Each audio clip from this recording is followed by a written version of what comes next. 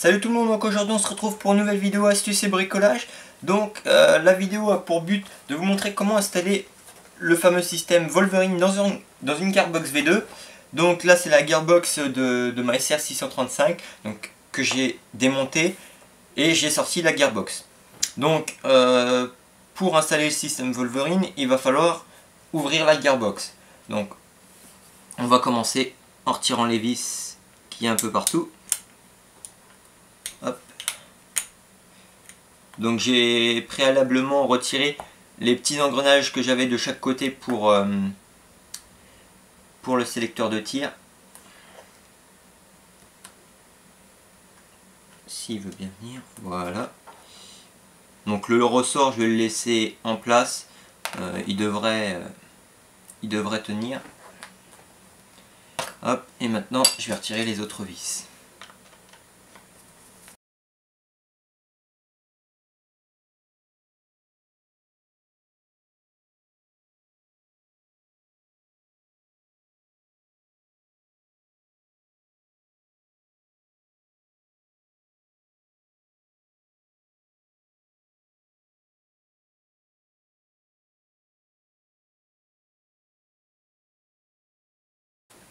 Hop, je retire la petite vis qu'il y a sur le côté au niveau du guide ressort.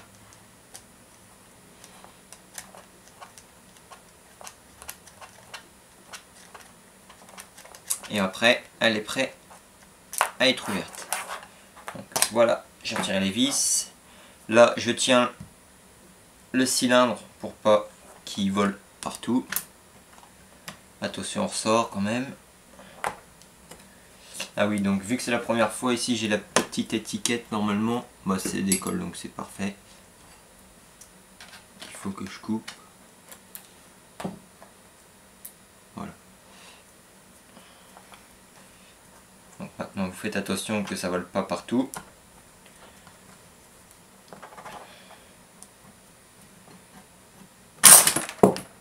Pas comme ça vient de me faire. Pourtant, je tenais bien. Donc voilà. Maintenant, vous avez la gearbox ouverte. Donc, vous allez devoir tout retirer. Donc maintenant, vous retirez tout. Donc le guide ressort. Le ressort.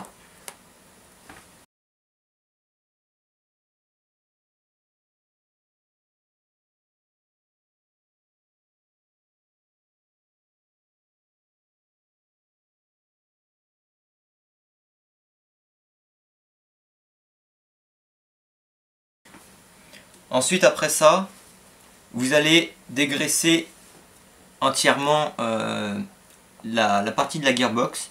Donc, avec du dégraissant ou avec un chiffon, etc. Une fois que vous avez dégraissé la gearbox, vous allez pouvoir installer votre système Wolverine. Donc, il suffit tout simplement de le poser. Mais avant ça, je vais fixer mon petit sélecteur de tir, enfin pas sélecteur de tir, gâchette, mon contacteur plus exactement. Donc vous le positionnez, voilà, et vous allez récupérer la vis de votre ancien contacteur et vous allez la visser tout simplement dans le trou.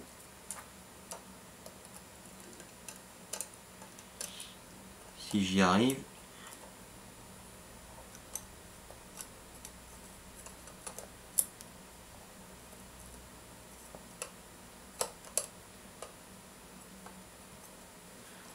Voilà. Hop, voilà. Ensuite, vous allez mettre votre système. Donc normalement, ça vient tout seul, voilà, ça s'emboîte. Le flexible, on le fera passer par ici.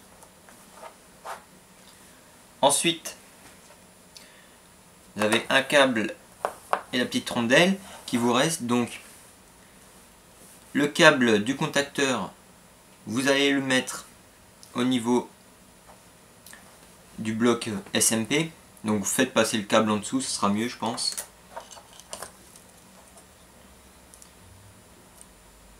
Donc là, il faut essayer un peu de trouver le chemin le mieux.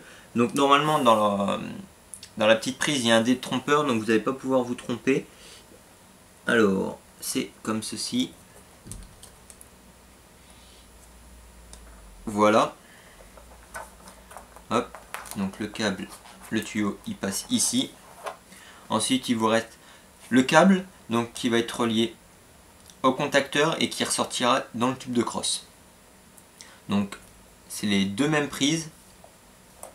Alors là, c'est pareil, il y aura un détrompeur logiquement. Donc attention, c'est des prises assez fragiles quand même. Donc manipulez ça avec délicatesse. Et ensuite, on va également le faire passer aux emplacements du câblage qu'on avait d'origine. Donc je vais passer ça en dessous le tuyau pour que ça soit plus esthétique. Alors je sais pas si je vais pouvoir le passer bien comme il faut. Bon, sinon je vais le faire en direct comme ceci. Voilà. Et voilà. Et ça sort ici. Donc maintenant que ça c'est en place, vous mettez votre petite rondelle ici. Donc ça a pour but de tenir ensuite votre tube de crosse, parce que sinon il sera plus maintenu vu qu'il n'y a plus le guide ressort. Une fois que vous avez fait ça, il vous reste à mettre la gâchette. Donc moi je vais mettre une gâchette speed. Donc hop. Vous récupérez le ressort que vous avez de votre gâchette. Vous le positionnez sur votre gâchette. Voilà. Et vous l'installez dans la gearbox. Donc une fois votre gâchette mise en place et réglée, s'il s'agit d'une gâchette speed, on va pouvoir refermer. Donc ici, au niveau de la petite attache, j'ai remis la vis pour tenir bien en place droit pour pouvoir refermer correctement. Donc vous prenez la partie de la gearbox, vous l'avez bien sûr nettoyée et on va pouvoir refermer. Donc vous replacez bien le flexible, voilà, et on va pouvoir refermer la gearbox. Donc hop, voilà, on remet tout. Et là, si tout est bon, normalement, ça ferme. Donc je vais redesserrer un peu la vis ici. Et on peut maintenant refermer. Une fois que tout est en place. Voilà, donc tout est bien mis. Et on revisse les vis maintenant.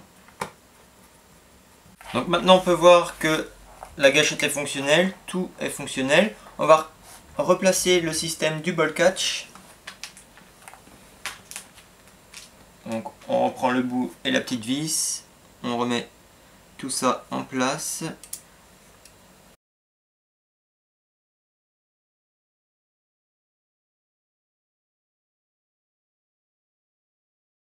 Donc voilà, le ball catch est remis. Et maintenant on va remettre les engrenages du sélecteur de tir. Et ensuite on remontera tout simplement la réplique et on pourra passer au test. Donc voilà, le remontage il est fait. La gearbox avec le corps. Donc ensuite il reste plus que la crosse armette et le haut du corps. Mais pour le moment, pour voir un peu toutes les cadences de tir, on va le laisser comme ça on verra un peu les mouvements. Donc pour ce faire, on va devoir brancher la batterie. Donc on va assembler tout ça. Voilà. On met la batterie. Voilà. Donc là, si je tire, on va entendre l'électrovan. Si je mets en auto. Voilà. Donc ça fait un petit bruit, je ne sais pas si vous allez l'entendre, mais on l'entend. Donc maintenant, ce qu'il faut faire, on va mettre de l'air. Donc j'ai ma bouteille, j'ai mon flexible. Donc je relie mon flexible à la bouteille.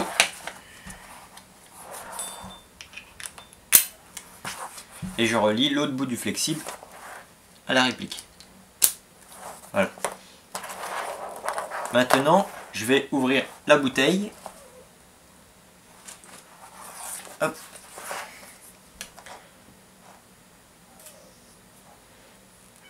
Donc, je vais la mettre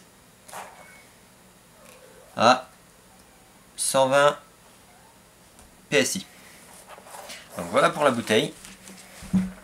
Et maintenant, on va voir un peu les plages qu'on a. Donc là, si on tire en semi pour voir, et en auto, enfin le semi ça changera pas, mais ça va être plus l'auto. Là, vous voyez, ça c'est nul. Donc on va régler un peu tout ça. Donc avec un tournevis, on règle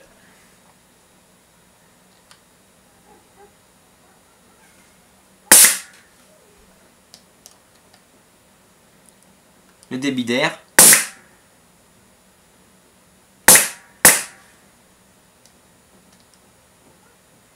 Donc si je le mets à fond par exemple, là vous voyez il n'y a plus de débit d'air. Donc là il faut trouver le juste milieu en fait. Et de l'autre côté vous allez avoir la cadence de tir. Donc vous voyez quand même c'est assez fort. Si on a des chargeurs qui arrivent à suivre avec ça, et ben dis donc. Donc je vais le mettre au minimum.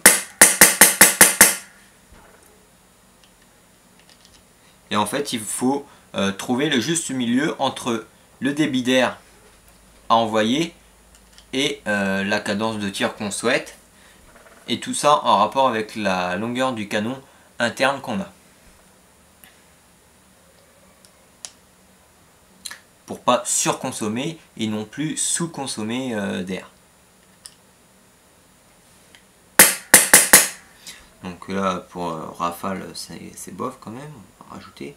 Je vais mettre un peu près au milieu. Bon, là c'est un peu trop.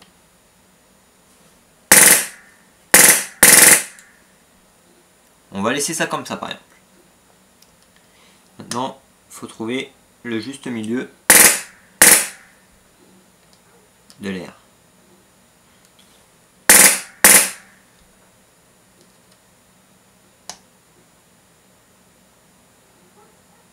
Hop. Comme ça, c'est nickel. Donc là, vous voyez un peu la cadence infernale que ça a. Hein, donc c'est un peu surréaliste, on dirait, parce que les chargeurs, si vous le mettez vraiment à fond, ça va pas suivre, quoi. C'est juste hallucinant. Moi, je plains la personne qui est en face s'il se prend une rafale de la vitesse que ça va. Donc là, si je passe en semi, donc j'ai réglé, donc j'ai pas pu le mettre vraiment à fond, la petite vis qu'il y a sur la gâchette, parce qu'après ça bloque le système. Donc je l'ai mis au maximum que je pouvais. Donc là,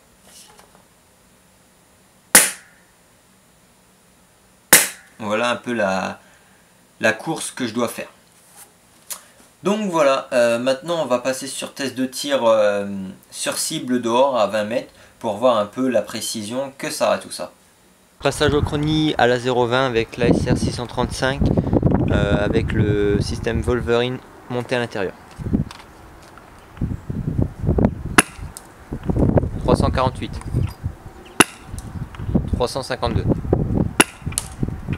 354, 351, 352, 425, 351. Donc je l'ai à peu près réglé à 350 fps, donc il y a encore des petits réglages à faire, mais sinon pour le moment c'est très bon au niveau de la puissance. Donc je vais tirer sur une petite cible à peu près 20 mètres, en semi et en full. Donc j'ai pas réglé la lunette, donc on va essayer de voir comme ça à peu près.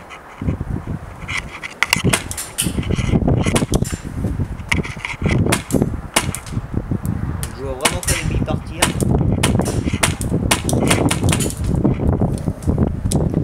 Un petit peu de full.